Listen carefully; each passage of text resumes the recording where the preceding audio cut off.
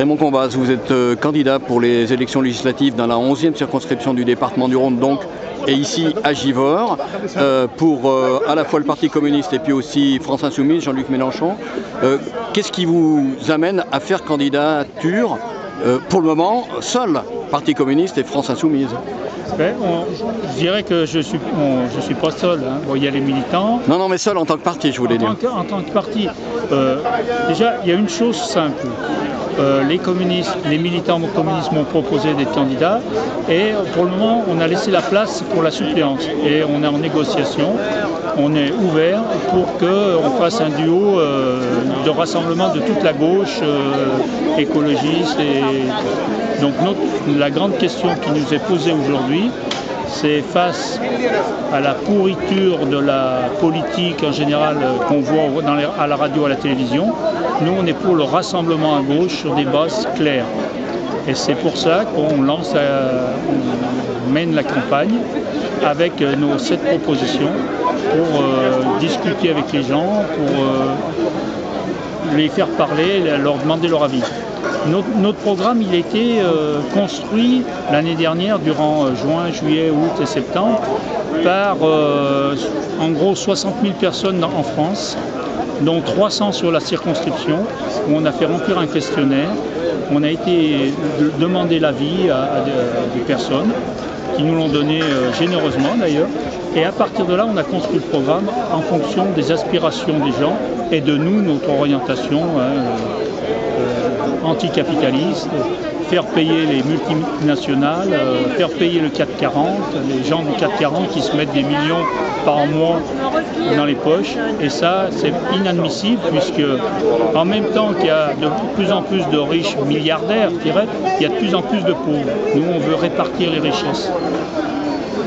Alors, sur cette circonscription, aux dernières élections législatives, ça a été un affrontement, Georges Fenech, des Républicains, contre le Front National. Qu'est-ce que la gauche peut faire pour que justement elle soit présente au second tour sur cette circonscription? Et voilà, nous on a lancé dès le départ, comme au présidentiel. Au présidentiel, les communistes ont décidé de ne pas présenter de candidats pour rassembler toute la gauche, la vraie gauche, les valeurs de gauche. Aux législatives, on a lancé les débats depuis le mois d'octobre. On a fait une réunion publique en octobre, une réunion publique en décembre, justement pour lancer ce débat-là et cette rencontre pour qu'on puisse se mettre d'accord pour que sur la 11e circonscription, au deuxième tour, il y ait un candidat de gauche. Jusqu'à présent, on n'a pas beaucoup avancé, mais on ne perd pas espoir parce qu'on a cette volonté de vouloir rassembler. Et c'est aussi pour ça que Martial Passy, qui était préconisé pour être candidat, il a dit puisque ma candidature pose problème, puisque je suis vice-président à la métropole, je laisse la place et je propose que ce soit moi le candidat. On a toujours cette démarche. Nous, notre grande question, c'est rassembler toutes les forces de gauche, démocrates, écologistes, tout ça, pour pouvoir avancer. Et je dirais que j'ai un exemple. Je suis allé au mois de novembre en Palestine, en Israël, et j'ai rencontré une députée communiste israélienne. Et elle nous a expliqué comment ils avaient pu être élus. Ils sont la 3e force du Parlement israélien. Ils se sont mis d'accord, ils ont fait un protocole d'accord avec 5 autres organisations de gauche, religieuses, tout ça.